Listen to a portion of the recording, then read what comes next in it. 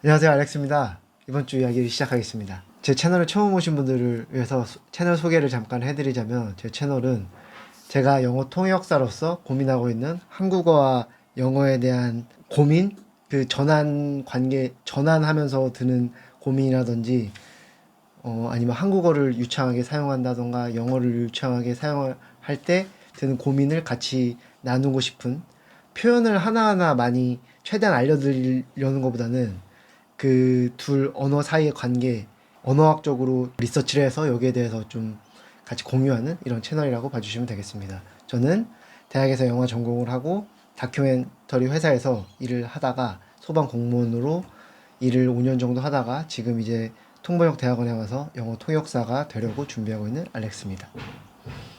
네, 오늘 얘기의 주제는 명사와 동사에 대한 생각인데, 너무 쉬운 얘기를 하는 거 아니냐, 뚱딴지 같은 소리라고 들릴 수도 있는데, 이 명사와 동사에 대한 감각을 어떻게 가지고 있느냐에 따라서 그 예민하게 볼 수 있는 그 촉이 생긴다고 생각하거든요. 언어에 대한 촉.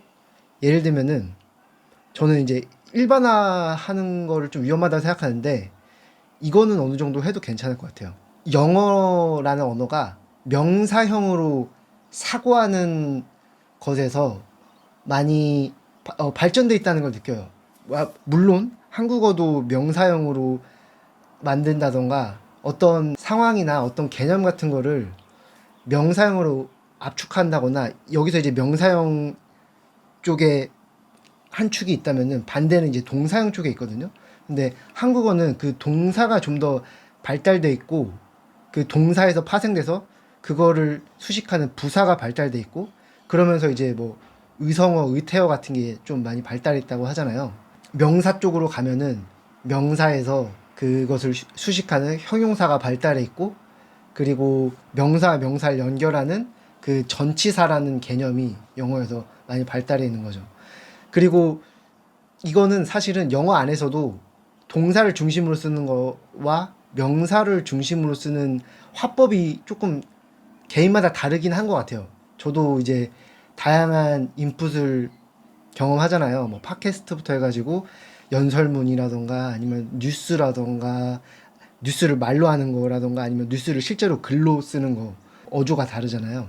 거기에서 봤을 때 분석적인 글쓰기라던가 좀 더 뭔가 추상적인 걸 많이 다룬다던가 그걸 함축해야 될 필요가 있을 때는 명사형의 사고, 그리고 거기에 대해서 이제 형용사로 그것을 수식하는 그런 쪽으로 사고의 틀이 많이 짜여지는 경우가 많고, 이것이 근데 인지 부하를 만들어요. 예를 들면은 만약에 미드에서 rain check 요런 개념을 썼다고 해볼까요? 이 rain check가 어떤 지금 상황에서 약속을 못 지켜가지고, 근데 다음으로 약간 약속을 미루자, 다음에 만나자, 약간 이런 거잖아요.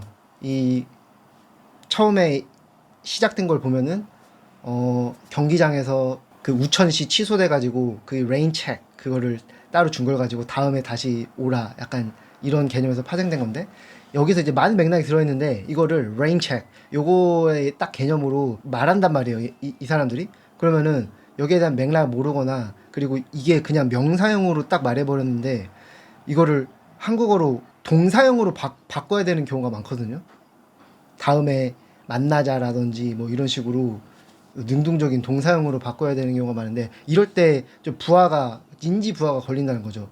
이제 통역사 입장에서는 이 명사형을 동사형으로, 이렇게 명사형 사고방식을 동사형 사고방식으로 만든다거나, 반대로 동사형 사고방식은 또 사실은 일상 대화에서는 동사형 사고방식을 많이 쓰죠. 동사형에다가 전치사를 껴넣어서 구동사를 만들어서 이 기본 동사가 가지고 있는 이미지 자체를 잘 내재화하고 있어야지 그게 바로바로 이제 습득이 되는데, 습득이 되고 그 전환이 되게 좋은데, 그런 식으로 인지 부하가 걸리는 것 중에 하나가 이 명사형 사고와 동사형 사고 이 사이의 전환인 것 같아요. 그래서 그러면은 어떻게 해야 되냐, 저는 어떤 표현이 이것은 명사형이라는 걸 딱 모아서 쫙 외우고, 뭐 동사형으로 됐고 이렇게 동사형 쫙 외우고, 이거보다는 이렇게 이런 거를 명사형으로 표현할 수 있구나. 약간 이런 거.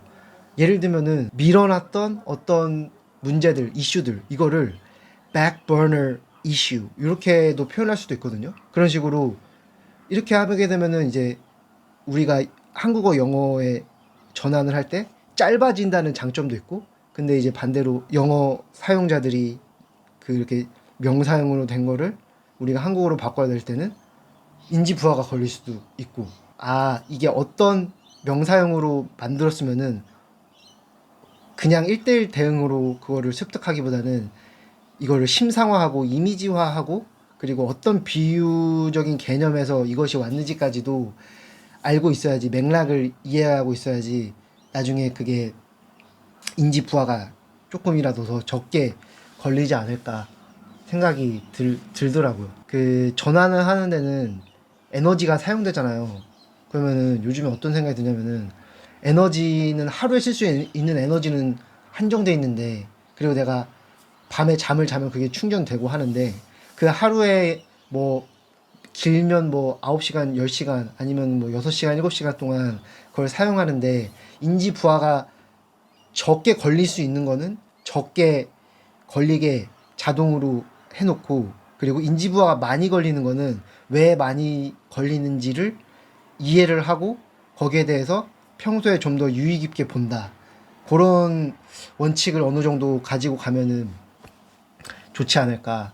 이게 항상 사실은 마주치는 인지 부하라는 작용이 많이 있는 것 같고, 최근에 본 단어들 중에 약간 생소하지만 아 이거 이렇게 명사화하는구나 약간 이런 거를 보면은 epiphany 이런 단어가 있는데, 이거는 어떤 깨달음 이런 맥락이거든요. 근데 이게 되게 기독교적인 색채가 강해요. 기독교에서 나오는 그 축제였나 어떤 축하하는 그런 날에 빗대 가지고 어떤 깨달음을 얻는.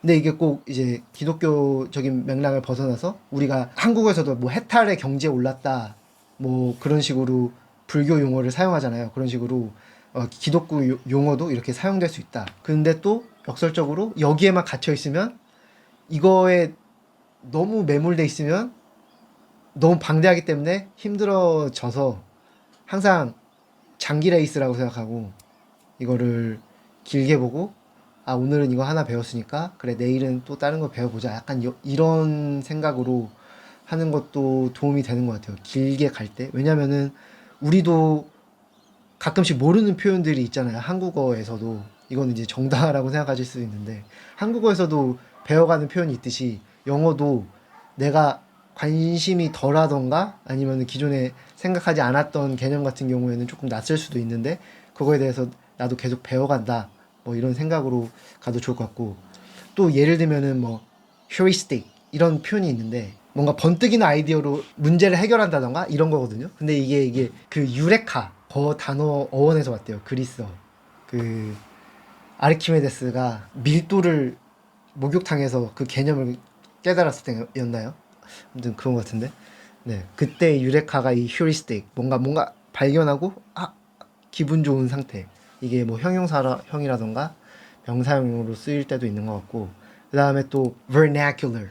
요거는 어떤 되게 일반적인 평범한 우리 막 서민적인 약간 요런 느낌으로도 쓰이는 개념이라고 하더라고요. 진짜 끝도 없어요. 하다 보면 그냥 하다 보면 끝도 없는데, 이거를 재미라고 느끼고 알아가는 거고, 그리고 내가 한국어와 영어권 뭐 미국, 영국, 호주 등등 영어권을 사용하는 사람들 문화에 들어가서 그걸 전달자 역할을 하는 느낌이다. 약간 이런 식으로 계속 배워간다는 생각으로 공부를 하는 게 어떻게 보면 장기적으로 계속 나를 발전시켜 나가는 방법이 아닐까 그런 생각이 듭니다. 그러면 오늘은 여기까지 하고요. 앞으로도 인지 부하 유발자들을 데리고 제가 생각한 인지 부하 유발자들을 분석해서 찾아오도록 하겠습니다. 감사합니다.